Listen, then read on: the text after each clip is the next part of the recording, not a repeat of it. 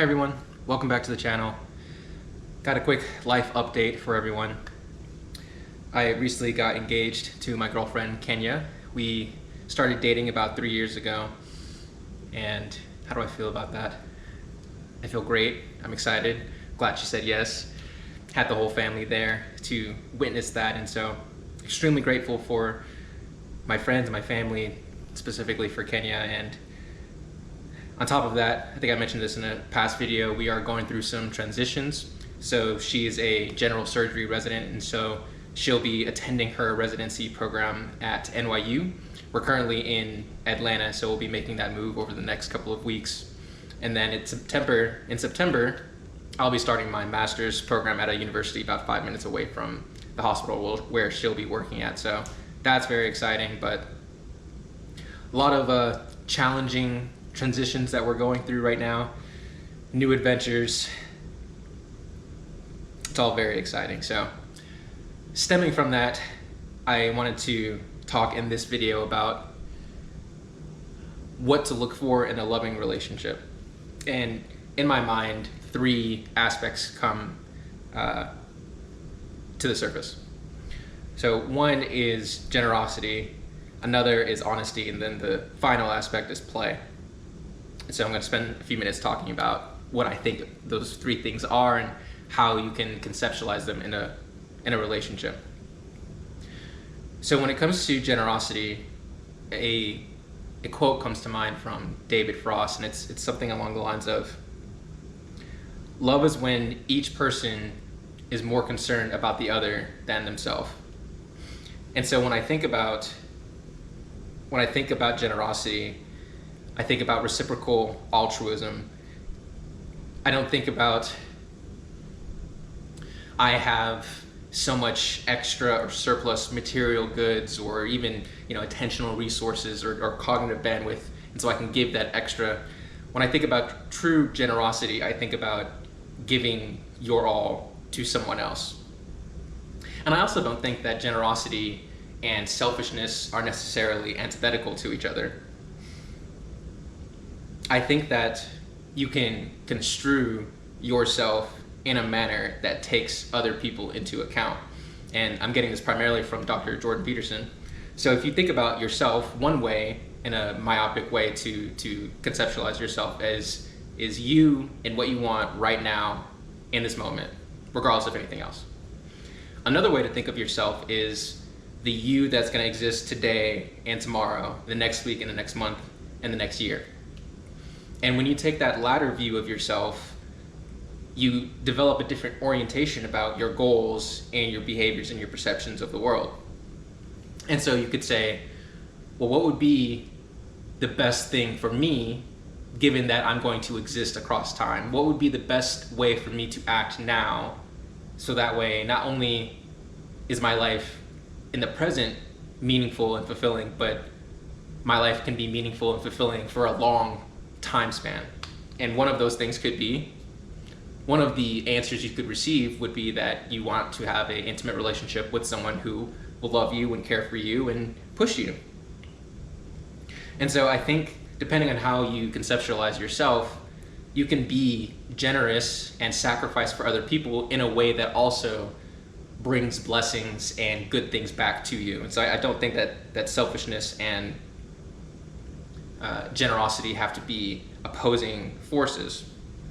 So trying to hone in more specifically on what it means to be generous in a relationship, I enjoyed that quote by David Frost because it's the subjugation, it's the prioritization of the other person and their goals and their necessities over yourself. But it's also in a manner where they are doing that for you. And so if it's done correctly, generosity, being generous in a relationship, means that both of you are taken care of, but in a manner that is easier, in a sense.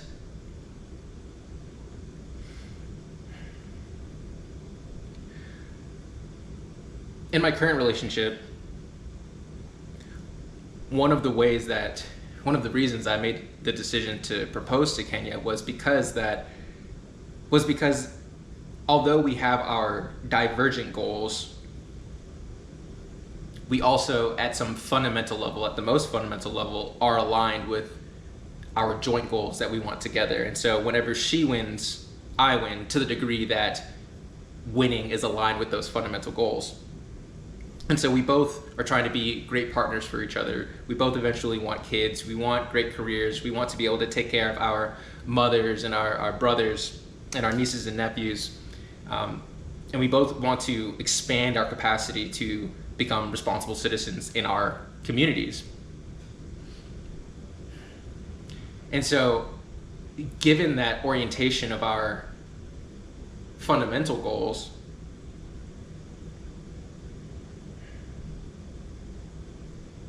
it's difficult to be selfish in that myopic sense if I'm acting according to those goals and that initial vision that we set forth in the beginning of our relationship. One of the rules we have in our relationship is to try to be better every single day.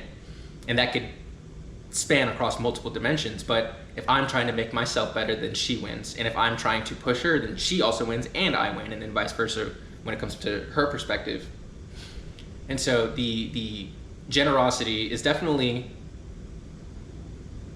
manifested and is apparent in material terms, like she'll pay for dinners, I'll pay for dinners, she'll drive, I'll drive, and there's this, I don't want to say 50-50, but there's this competition, for lack of better terms, to care for one another and show our care for one another through our actions.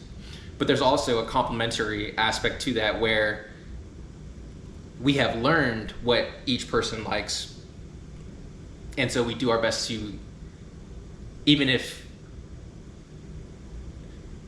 what we give to each other is not what the initial person would like or think is a gift or would think is nice, we know that the other person likes it, and so we do our best to give the other person what they want. But the general point that I'm trying to illustrate here when it comes to generosity is that there's a sacrificial element that's not sacrificing just for the sake of giving, but it's with the understanding that there's something better that is going to be attained if the sacrifice is oriented correctly. And so we choose to love each other and to care for each other in a manner that also benefits us as individuals, but hopefully enables us to build a joint relationship that can be an inspiration for other people, to help inspire them to take responsibility and love other people and not prioritize themselves all the time. There's this scene in the Gospel of Mark where Christ is in a temple and there are people coming and giving donations, and there are a lot of wealthy people who are giving, I don't remember exactly, a lot of money, a lot of coins. And then there's this poor woman that comes, and I believe she only gives 2 coins. And Christ says that poor woman gave more than those wealthy men because she gave everything. And to me, that story illustrates the proper orientation that you should have when it comes to being generous in a relationship, or at least it's a helpful paradigm to know if you're in a relationship and you have this feeling of reciprocal altruism, that is good. Okay, now I want to talk about honesty. When I think about honesty, I think about Dr. Carl Rogers' term congruence. So Dr. Rogers had several conditions for the facilitation of personality transformation within a therapeutic relationship. And one of those conditions was that the therapist was congruent. And my understanding of what he meant by that was the therapist would be listening to what the client or the patient is saying, and the therapist would experience the words or experience the message that's being communicated, because maybe it's body language or something. The therapist would have an emotional reaction to that experience, and those emotions could be articulated into words or into thoughts, and then the therapist would convey those words, and there would be a alignment, a through line from the experience to the emotions to the thoughts to the words. And if anything was out of sync or out of line, then that would be incongruent. And so when I think about honesty in a relationship, I think about each person's capacity to be congruent. Now, why is honesty important in a relationship? One of the reasons that honesty is important in a relationship is because you have to learn. Ideally, in a relationship, you both have a joint goal that you're aiming at. And the goal is something that you don't already have, because why would you set that goal if it's something that you already have? But it's also something that you have to work at.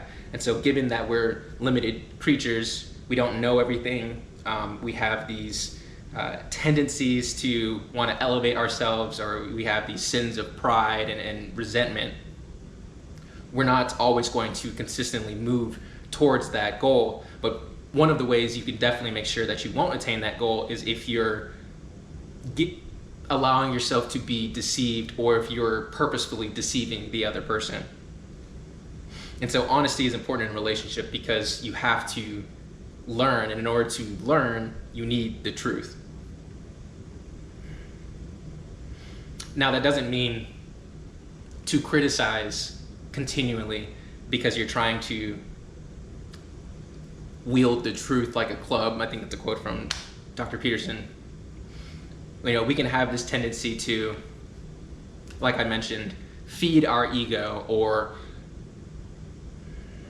allow our pride to take over our being, and to try to be right and to look good, we might see something small that our partner did and call it out right there and tie that to something else that they did in the past. And so you start to build this picture of how useless this other person is to make them look bad, maybe because you need to make yourself look bigger, or maybe you're resentful for something that they did, or maybe there's a time where they called you out and so you didn't like it and you don't want to learn and your ego felt attacked, and so you kind of hunker down and you get defensive, and now you're just waiting for the next moment for them to mess up, and then you can call them out there. And so when I'm talking about honesty and I'm talking about the truth, part of being congruent is also being honest with yourself and trying to be transparent with yourself, which is probably one of the most difficult things that we can do, which is why we need other people to break us out of our own perspective and to tell us about ourselves at some points. It's definitely a tricky one. Again, it probably goes back to what I spoke about with generosity. You both have to be oriented towards a unified vision or ideal goal for the relationship. You want things to be better. And so given that you want things to be better, and you can talk about what better means and what that looks like for both of you, you probably have to have that conversation with yourself first so you can gain some sort of clarity. But given that you can be oriented towards that which is better, honesty and truth should serve that goal. It should serve love.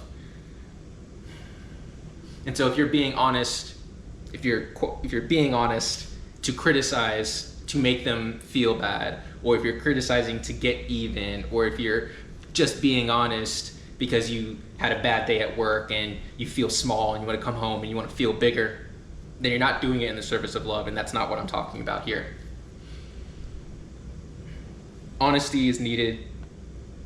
There are certain conditions under which honesty can be manifested in its highest sense, like I mentioned before, in service of love, and those are things that can be explicitly discussed with your partner. And so one of the things that Kenya and I found, or that we established when we first started living with each other, is that we can both be pretty nitpicky with each other. And so given those aspects that we have in our high standards for how we want things to work, and that we also want to come home to peace and not always be bickering with each other, we made a rule. And again, another rule from Dr. Peterson. A few rules. The first one is we don't bring anything up until it happens 3 times. So we look for a trend. We're not actively looking for the trend, but if Kenya does something that I don't like, I just write it down, and I write down all the facts of what happened, and I even write down how I feel about it, because I could be wrong, I could be misinterpreting it, and so I wait for it to happen a second time.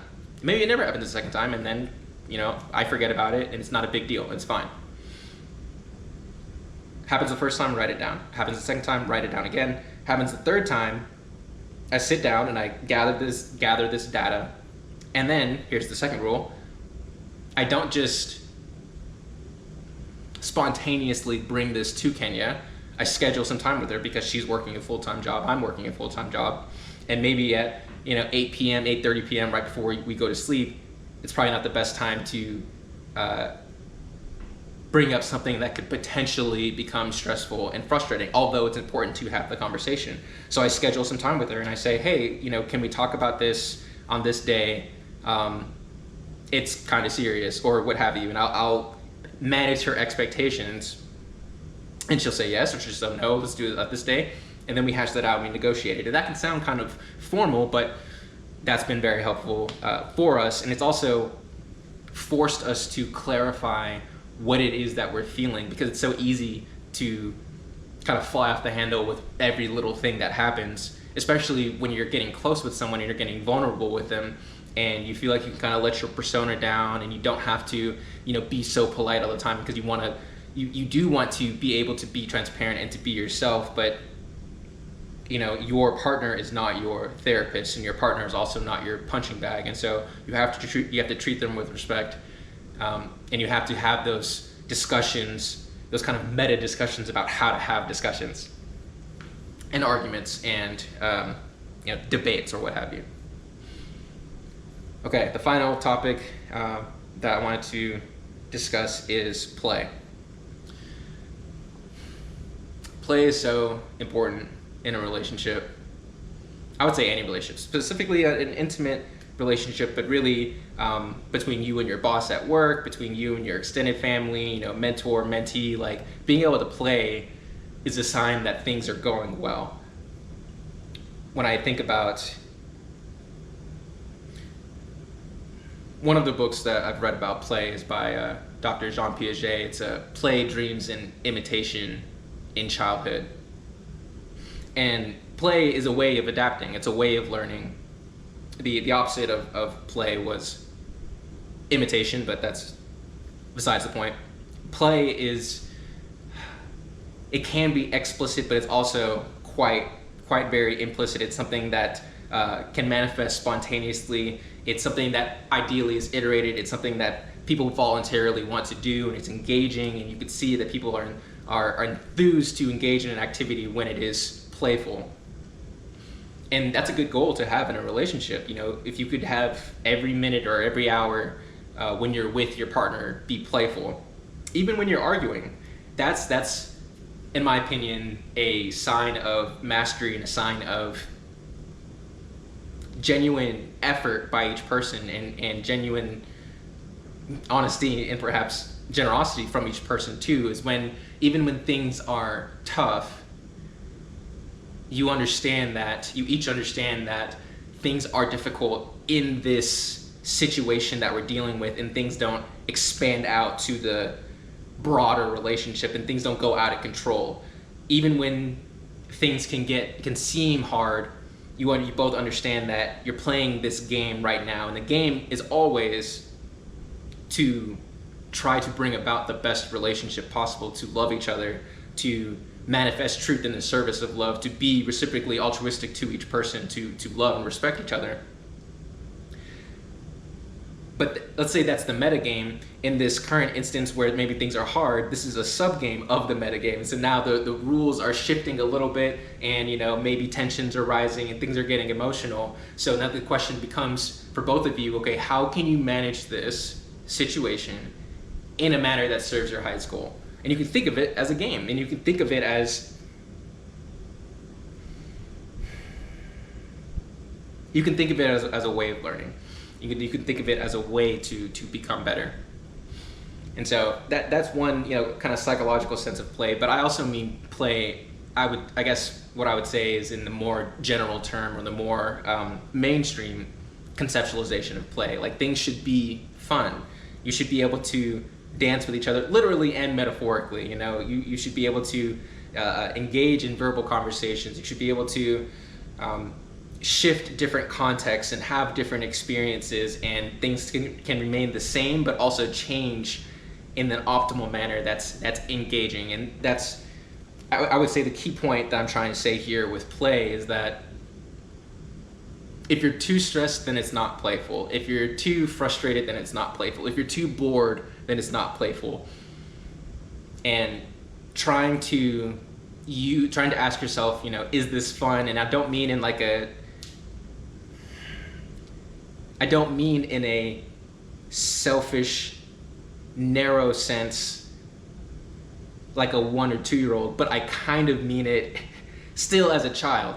You know, children who can play optimally, or who can play in a sophisticated manner, they take turns with each other, and they understand that it's not, I guess this is what the cliche that parents say, right? It's not about whether you win or lose, but it's about how you play the game. And people who can play in a sophisticated manner understand that the point is to prolong this game of the relationship as long as we can, in a manner that it's most fun, where both parties want to continually engage in activities. And so that might mean you lose sometimes, and that's okay, because the goal isn't to win all the time. The goal is to play and have fun.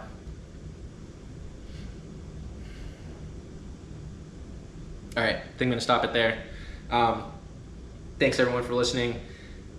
To try to recap, when it comes to what you should look for in a loving relationship and what you should try to bring about, you should try to bring about generosity. Another way of saying reciprocal altruism, not prioritizing yourself, prioritizing the other person, but at the same time prioritizing the relationship, which is both of you, in a sense that spans the longest time period. You should be honest, which from this perspective of Carl Rogers is to be congruent, but it's also understanding the conditions under which it's proper to be honest and when you should be honest. And then you should do your best to engage in your relationship in the spirit of play as often as you can, and to practice at doing that, because it is a skill that you can develop, and that the more that each of you can interact with each other in the spirit of play, the easier it will be for you to both be honest, and the easier it will be for both of you to be generous. Awesome. Thanks everyone. I'll see you in the next video.